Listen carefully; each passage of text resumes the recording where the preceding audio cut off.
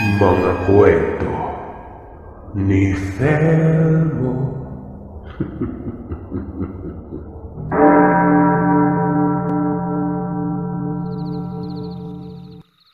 Tawagin niyo na lamang po ako sa pangalang Binsoy. Tubong Masbate.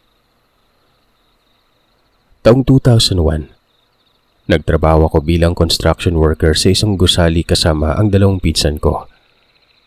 Stay-in kami noon, Sir, settle sa may kalayuan sa lugar na kinalakihan ko ang pinagtatrabawan naming tatlo na mga pinsan kong sina Victor at Brian. Mga ilang buwan na kami nagtatrabaho noon nang may mapansin akong bagong pasok sa karinderyang kinakainan namin palagi. Unang tingin ko pa lamang sa dalaga. Nakuha nito kaagad ang atensyon ko. Paano ba naman kasi? Unang kita mo sa kanya ay hindi mo siya mapaghahalatang anak na mahirap. Malapor sila ng kanyang kutis at napakaganda ng hubog ng kanyang katawan. Idagdag ba ang mahabang buhok na umabot hanggang bewang nun? Ang mukha naman niya, napakaamong tingnan. Mahaba ang pilik mata at para bang palaging nangungusap ang kanyang mga mata kapag tinititigan mo ito. Kaya naman isang beses, nang mahuli ako ng pinsan kong nakatitig sa dalaga habang nagbibigay sa amin ng pagkain in order, inulan nila ako ng tukso nun. Wika pa ni Victor, bakit hindi ko raw ligawan kaagad si Paloma? Kapag babagal-bagal pa raw ako ay baka maunahan pa umano ko ng iba pa naming mga katrabaho. Naku insan, malabong magustuhan ako niyan. Kita mong magkalayo kami ng balat oh. Ang puti-puti niya tapos yung balat ko ang itim-itim. Para kaming gatas at kape pag pinagtabi. Huwag mo nang isipin yan insan. Yung iba nga dyan ubod ng pangit pero ang lakas ng loob naman ligaw ng magaganda eh. Sagot niya naman. Hindi ko alam kung maaasar ba ako sa pinsan ko o matatawa. Para kasing nang aasar ang tawa nito. Pero nung muling ibalik ko ang tingin sa dalaga, gano'n na lamang kalakas ang kabog ng dibdib ko at parang may nagtatambulang mga daga sa loob. Nagtagpo ang aming mga mata. At sa pagkakataong yun ay para bang nginitian ako nito. Naramdaman kong nangangatog ang mga kamay ko at para akong pinagpawisan na malamig. Pabiro naman akong tinapik ni Brian at sinabihang maghinay-hinay raw ako sa pagtitig kay Paloma. At baka mamaya niya na hindi ko na mamalayang tumutulo na pala yung laway ko. Sige, asarin niyo pa ako talaga makikita niyo yung hinahanap niyo. Napakalaskadora talaga naman pinsan ko. Kung hindi ko nga lang sila nakasama ng matagal at kilalang kilala mga pag-uugali, baka napiko na ako sa mga ito. Nung muli kong tingnan ng dalaga, wala na ito sa kinaroroonan kaya sandali ko pang hinagilap ang dalaga kung saan ito nagpunta. Pero hindi ko na siya nakita pa. Napapangiti na lamang ako sa aking sarili at napawikang marahil ay nasa kusina ng dalaga at naghuhugas ng mga pinagkainan ng mga customer. Nagulat ako nang tapikin ako ni Brian sa balikat. Hinayaan niya na akong kumain dahil sa maya-maya lamang umano. Babalik na kami sa trabaho. Abay, aabutin tayo ng siyam-siyam niyan kung tititigan mo lang si Paloma at hindi ka kakain dyan. Anya pa. Napangiti at napapailing na lamang ako at nag-umpisa na ngang kumain. Matapos naming kumain, hindi ko na muling nasilayan pa ang dalaga. Hindi na ito lumabas ng kusina kaya't medyo nalungkot ako ng bahagya. Sa bawat araw na nasisilayan ko ang dalaga, patindi na ng patindi ang nararamdaman kong paghanga dito. Kung pwede nga lang tumambay ako palagi sa karinderya para masilayan ng dalaga, gagawin ko. Dahil nga sa pagkahumaling ko sa kanya, maging sa pagtulog ay napapanaginipan ko ito. Isang beses, tanghali na noon, mabilis ko nang iniligpit ang mga kagamitan ko at nagmamadali na akong naglakad papunta sa karinderya. Dahil sa nasasabik na akong muling masilayan ng dalaga noon. Sa kakamadali ko nga ay hindi ko na naisip pang hintayin ang dalawang damuho kong pinsan. Nung makarating na ako sa karinderya, nakita ko si Paloma sa labas at mukhang may inaabot siya sa gilid ng karinderya noon. Paglapit ko, nakita kong sumabit pala ang panyo niya at batid kong hindi niya yun maabot dahil sa nasa mataas na pwesto nakasabit ang panyo na ito. Magandang tanghali, Paloma. Bati ko sa dalaga nang malapitan ko siya. Saglit na napapitlag ang dalaga dahil sa gulat. Pero noong lingunin niya ako ay ngumiti naman ito at gumanti ng bati nun. Nagboluntaryo na akong kunin ang inaabot niyang panyo. Tabi ka muna saglit. Ako na yung kukuha. Kahit na kinakabahan ako ay hindi ako nagpahalata sa dalaga. At nung may abot ko na nga sa kanya ang kailangan niya ay muling ngumiti ito. Nagpasalamat. Pagkatapos ay pumasok na ng karinderya. Aba, ano yun ha? Ang aga-aga lumalablay ng pinsan natin. Mukhang kailangan na nating mag-alaga ng biik para pag lumaki may kakatay na tayo sa darating mga pamamanhikan. Nagulat ako at napalingon nang marinig ko ang boses ng pinsan kong si Victor. Kasama niya si Brian at pareho pang nakangisi ng nakakaloko ang mga yon. Pinandilatan ko sila ng mga mata at sinabihang tumigil na sila sa pang-aasar dahil nakakahiya doon sa dalaga. Mamaya marinig pa sila na Paloma kung ano pang isipin ng dalaga nun. Nakakahiya. Sus, kunwari ka pa, insan. Alam naman namin may gusto ka talaga kay Paloma eh. Bungis-ngis pang saad ni Brian. Isa pa, tumigil na nga kayo. Saway ko. Ay sandali, ba't ang bilis nyo namang makarating dito? Tumakbo pa kayo? Takang tanong ko at iniba ko na rin ang paksa para hindi na nila ako asarin ang asarin kay Paloma. Huwag mo nang ibahin ang usapan. Sabihin mo na sa amin kung anong estado ng dalagang yan dyan sa puso mo. Para naman matulungan ka namin. Nakita ko si Manang Tasing na naglalakad papalapit sa amin. At tinanong ako muli kung tama ba yung naririnig niyang pinag-uusapan namin ng mga pinsan ko ang dalaga. Manang Tasing naman oo, wala ho yun. Naiyang wika ko pa sa matandang may-ari ng karinderya. Kabiruan namin palagi si Manang Tasing. Kaya't hindi na bago sa amin kung magsalita man siya ng hindi maganda. Alam kasi namin na biro lamang ang mga binabato niyang salita. So ayun na nga. Pinanlakihan ako ng mga mata ni Manang Tasing at nagwikang tigil-tigilan ko raw siya. Dahil sa loob ng ilang buwang nagtatrabaho naming magpinsan at naging suki niya na kami sa araw-araw na tumatakbo, ay nabasa niya na kaagad ang mga ugali namin. Lalong-lalo na umano ako. Itong mga nakarang araw lang ay nakita niyang palagi akong nakatitig sa bago niyang trabahador. Kaya't alam niya nang may lihim akong gusto sa dalagang yon. Napakamot na lamang ako sa batok.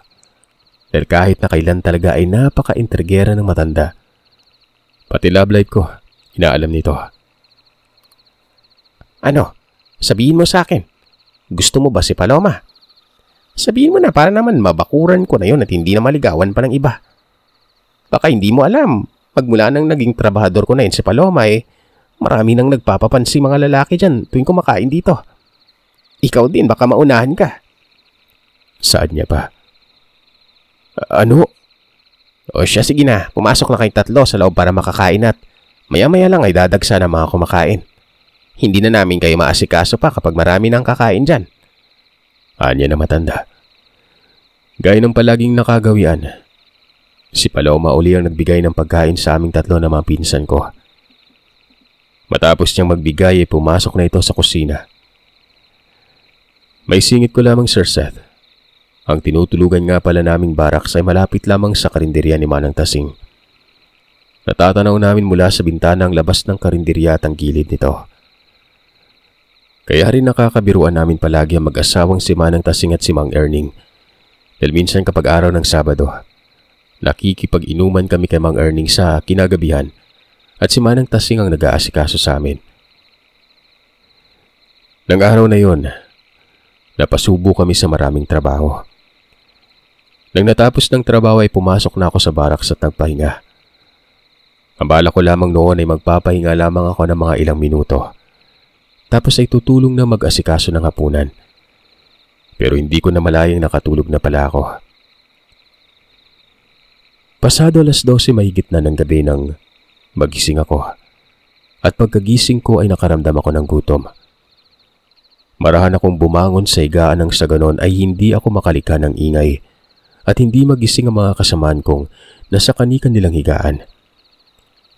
Pagtayo ko ay dumiretso na ako sa maliit na kusina. Nagsandok ng pagkain.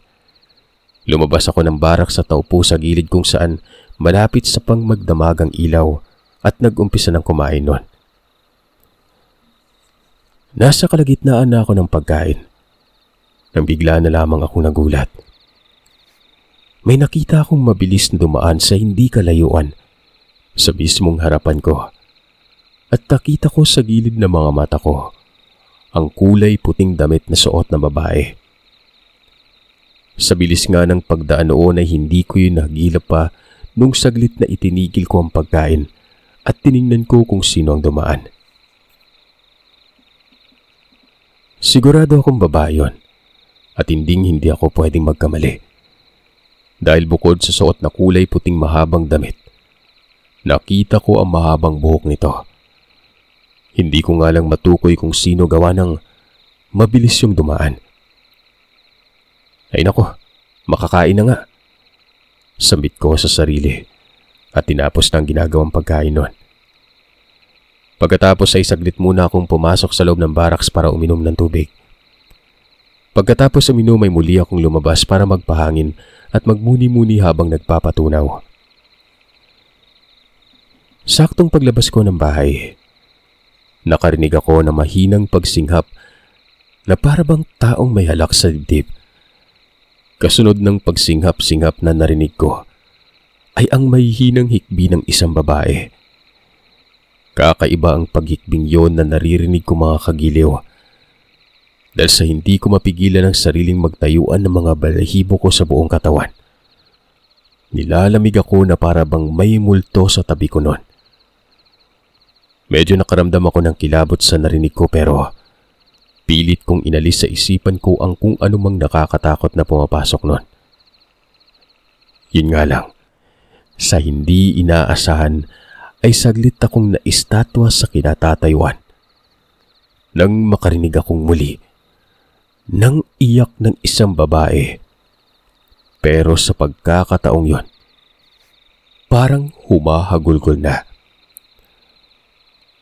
Sino ba namang hindi matatakot na makarinig ng iyak ng isang babae? Gayong puro lalaki ang mga kasamaan ko sa baraks kung saan ako nanatili. Maigpit din na ipinagbabawal ng nakakataas sa amin ang magdala ng babae sa baraks. Tapos ganong oras pa. Hindi ko na nga napigilan pang sarili at napalingon na ako sa gawi kung saan ko narinig ang iyak na yon. Ganun na lang ang panlalaki ng mga mata ko nang makita ko ang isang babae sa hindi kalayuan sa puno ng mangga. Nakaupo ito sa lupa. Gulo-gulo ang buhok. Nakapaang nakayukyok ang mukha sa tuhod habang humahagulgul ito ng iyak. Kinakabahan man ay dahan-dahan akong lumapit sa babae para makita kung sino at matanong na rin kung ano ang nangyayari sa kanya. Huminga pa ako ng malalim nun bago tuluyang magsalita ng makalapit na ako. Miss, ayos ka lang ba? Anong nangyari sa'yo? May nanakit ba sa'yo? Hindi sumagot ng babae. Nanatiling nakayuko lamang ang kanyang ulo at mas lalo lamang itong humahagulgol ng iyak na para bang may pinagdadaan ng problema. Miss, kung may problema ka man, pwede mong sabihin sa akin. Baka matulungan kita. May humahabol ba sa'yo? Taga-saan ka ba at paano ka napadpad dito? Hindi pa rin ito sumasagot sa tanong ko. Akmang magsasalita na sana akong muli nang bigla na lamang akong nagulat at napaatras ng bahagya.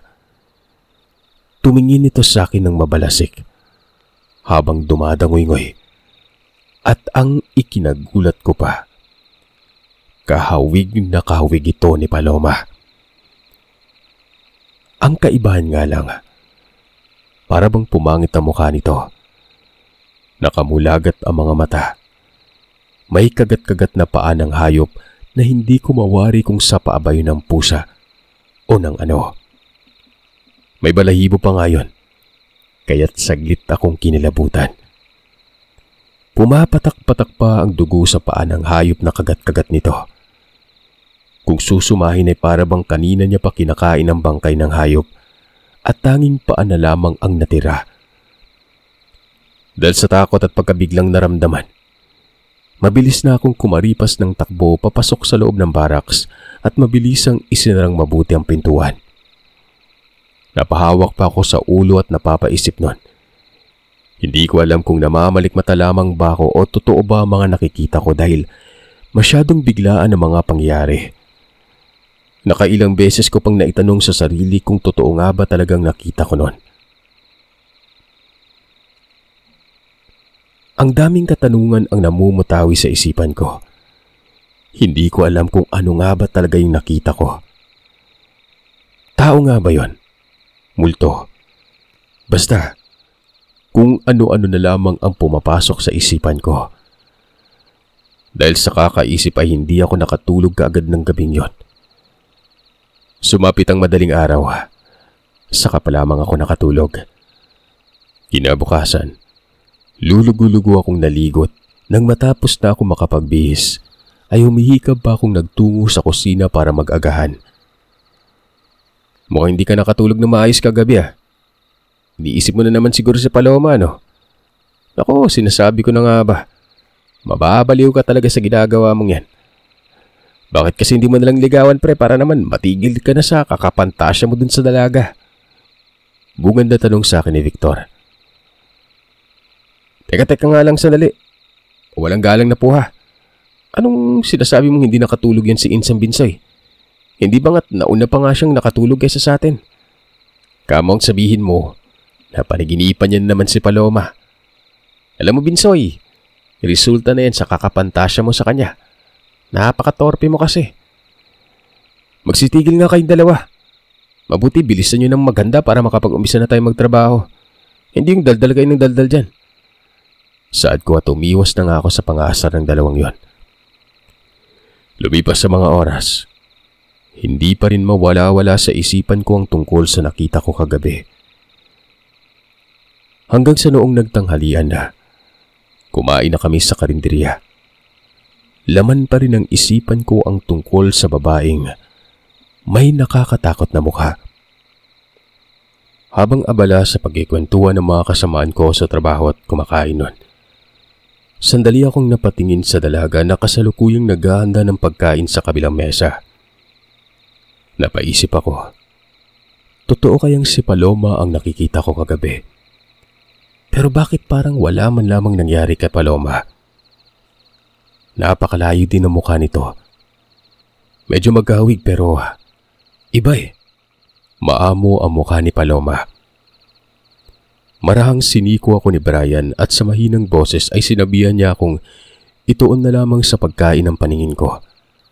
Dahil kung tititig lamang ako sa dalaga, baka matunaw umano ito o kaya naman ay kainin ng langaw ang pagkain nasa harapan ko noon.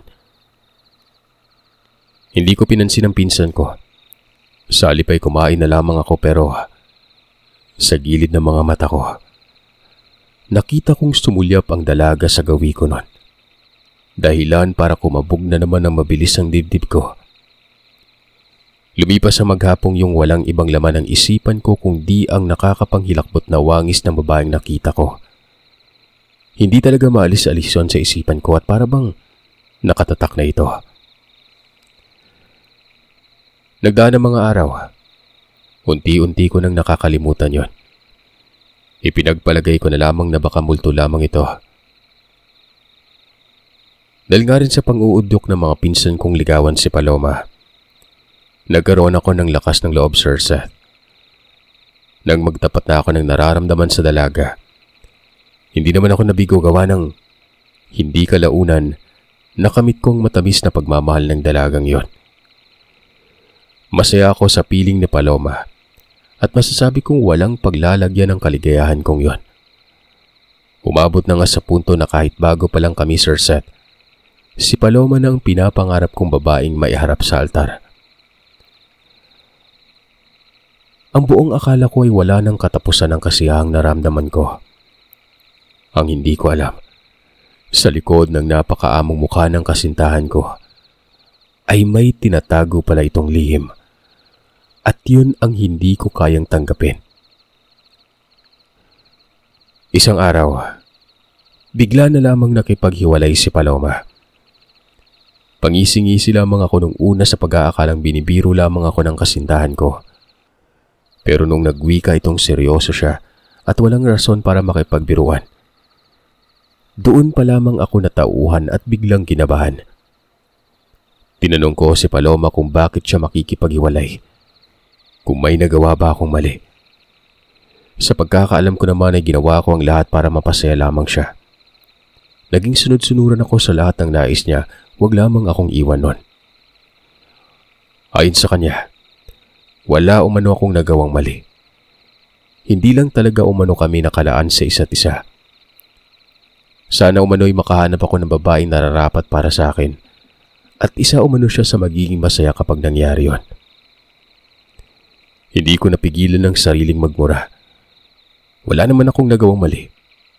Hindi ako gumawa ng akbang na ikakagalit niya o ikakadismaya. Pero bakit ganon? Bakit basta-basta niya na lamang akong iniwan? Sabihin mo sa akin yung totoo. Ano bang nangyari? Bakit ka nakikipaghiwalay? Imposibleng walang rason.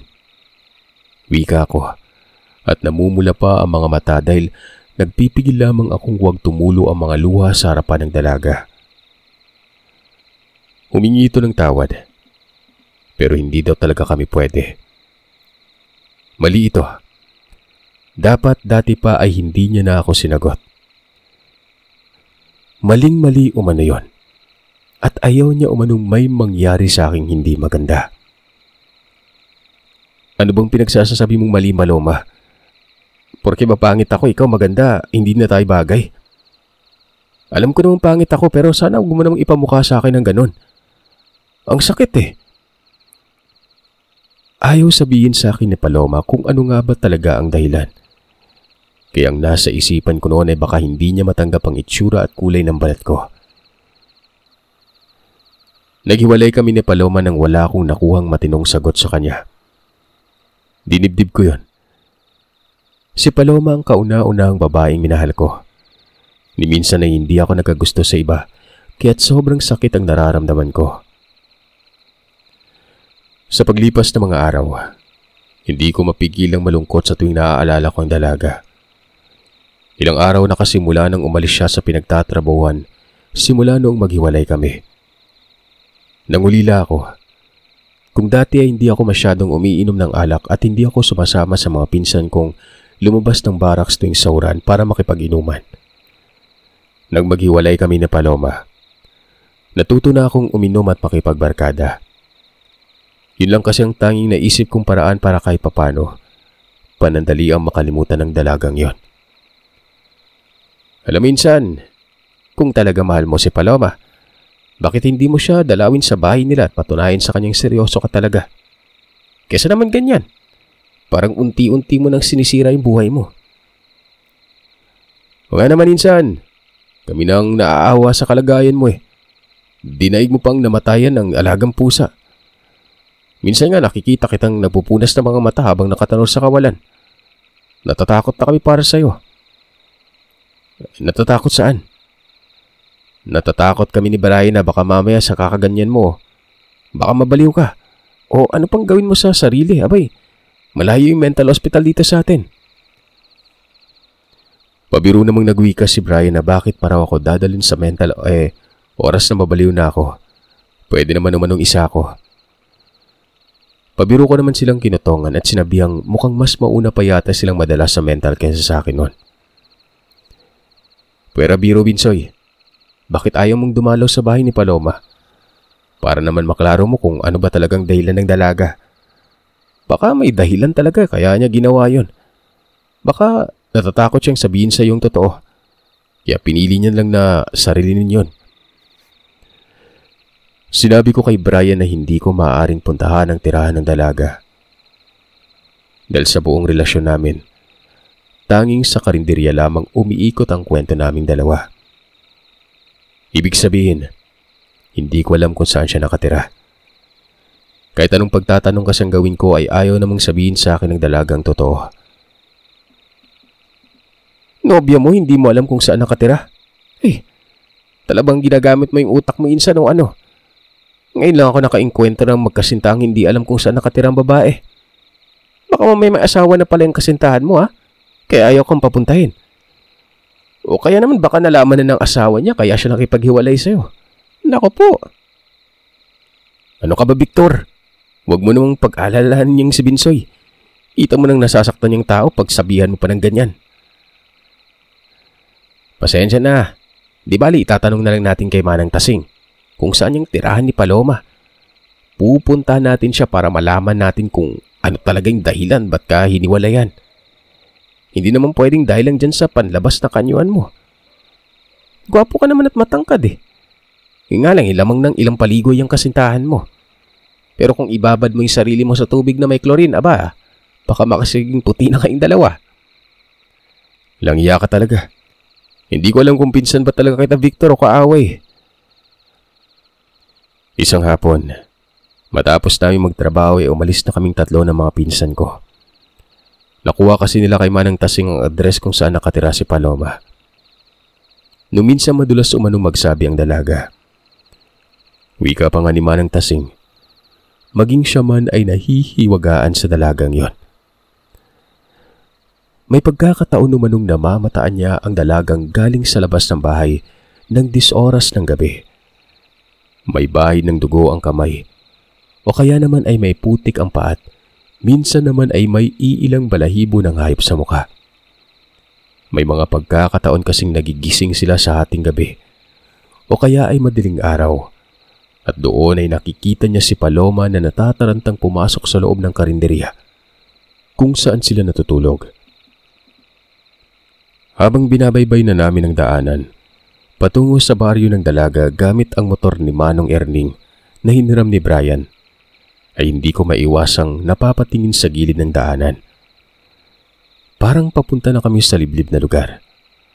Rough road na ang dinadaanan namin at paliit na ng palitang daan. At parang isang sasakyan na lamang ang kakasya.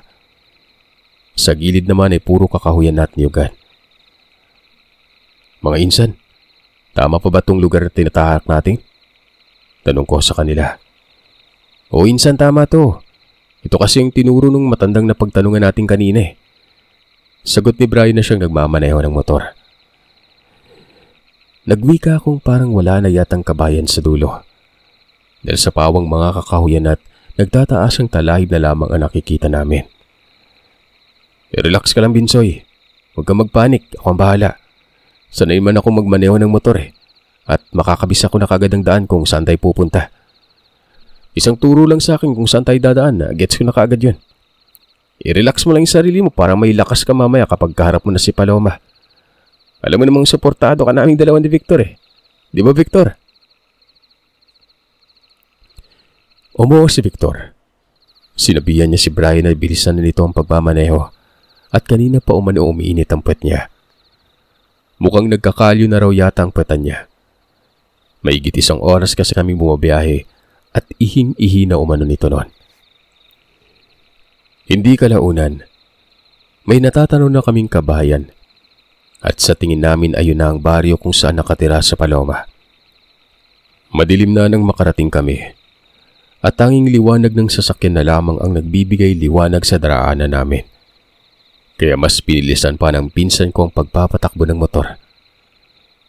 Nasilayan na kasi namin ang mga sulong nakatirik sa mga kanya-kanyang bahay. Nung medyo makalapit na kami, nagulat naman ako nang bigla na lamang nagpreno si Brian. Sandali nga't bababa ako. Hindi ko na talaga kaya. Ihi na ako. Reklamo ni Victor noon.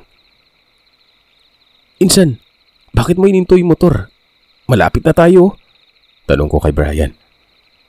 Uwi na, insan. Bumalik na tayo sa pinanggalingan natin. Tawagin mo na si Victor. Sagot niya na may halong garalgal ang boses noon. Napakunot noon naman ako at tinanong siya kung bakit uuwi na kami. Gayong kung kailan malapit na kaming makarating sa bahay ni Paloma. Iba yung kutob ko dito. Mukhang hindi normal yung mga nakatira dito. Nung magsasalita na sana ko, bigla na lamang akong nakakita ng lalaking nakahubad ng pang-itaas. Nang lilimahin yun ng langis at napakaitim nito, namumula mga matang nakangising nakatingin sa gawin namin. Dali na, tawagin mo na si Victor. Sabihin mo bilisan niya ng umihi o kaya naman umihi na lang siya sa salawal niya. Utos ito sa akin. Kagad ko namang tinawag si Victor. Sumagot naman itong sandali lamang umano dahil hindi pa raw ito tapos umihi. Sa natatarantang boses ay sinabi ni Brian kay Victor na kung hindi nito bibilisan ng pagkilos, iiwanan niya na ito't lalabas na kami sa baryong pinasukan namin. Anak ng tonta naman, bakit ka ba nagmamadali? Kita mo nang ihing-ihi na eh. Hindi na naituloy pa ni Victor ang sasabihin. Nakarinig na kami ng malakas na huni ng wakwak. Parang kidlat kong kumilos si Victor. Dahil sa wala pang ilang segundo mula sa kinatatayuan niya, kung saan siya umihi ay mabilis siyang nakatakbo papalapit sa amin at mabilis nang sumakay. Nang balingan ko naman ang lalaking natanaw namin sa harapan, ay bigla yung dumapa sa lupa. Sa isang kurap lamang ng aking mga mata, bigla na lamang itong naging isang napakabangis na asong animoy baliw na mabilis na sumugod papalapit. Tinapik ko na si Brian. Sinabihang paandarin ng motor. Dagdag pa doon, nakita kong isa-isang nagsisipaglapitan dito ang mga kawangis rin itong nakakapangilabot. Sobrang takot na ang nararamdaman ko. Nagtalasan na mga balahibo ko sa buong katawan. Anak ng, Brian, bilisan mo na. Paandarin mo na yung motor. Sigaw ni Victor. Dali-dali namang pinaandar ni Brian ang motor sabay pinaharurot palabas ng baryo. Sa bilis ng pagtakbo nga ng sinasakyan namin, ay nakarinig ako ng huni ng wakwak at para bang hinahabol kami nito. Nilingon ko ang pinanggagalingan namin. Patong-patong natakot ang nararamdaman ko nang may naaninagan akong iilang naglalaki ang hayop na humahabol sa amin nun. Hindi ko mawari kung aso ba yun o kalabaw dahil sa may kadiliman na nga ang paligid. Sumigaw si Victor ng aswang. Pilisan pa raw lalo ni Brian ang pagmamaneho dahil hinahabol kami. Sumagot naman si Brian kay Victor na alam niya raw na hinahabol kami ng nilalang dahil nakikita niya ang mga yon sa side mirror. Sinabihan niya pa kaming humawak na maigi dahil bibilisan niya pang lalo ang pagpapatakbo. Pawang mga alulungan ng hayop at huni ng wakwak na lamang ang aming narinig. Ni hindi ko na naririnig ang ugong ng sinasakyan namin sa sobrang takot na nararamdaman. At sa lakas ng kabog ng dibdib ko na parabang sasabog yon.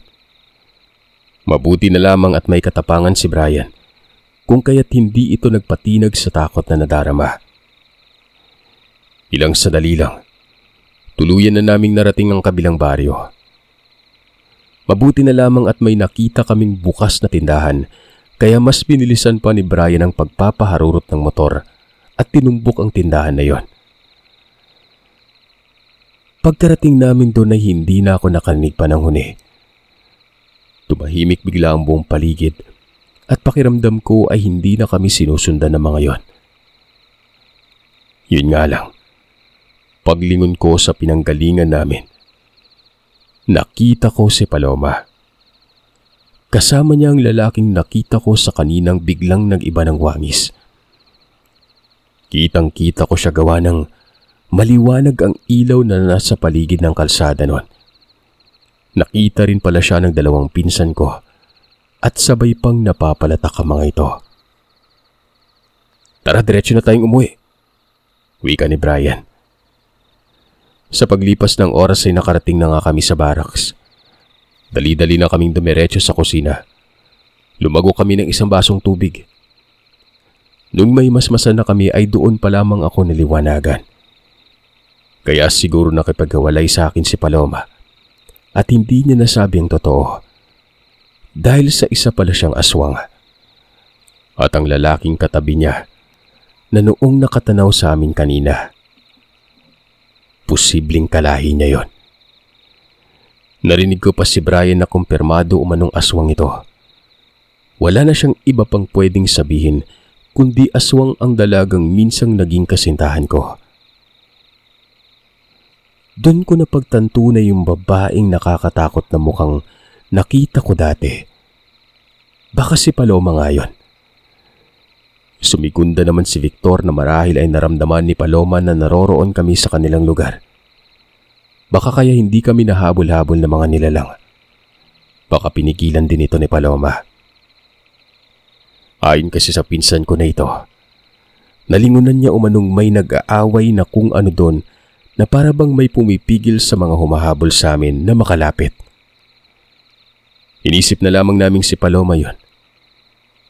Matapos ng pangyaring yon, hindi na nagparamdam si Paloma. Hindi ko na rin naisip pa na hanapin pa muli ito.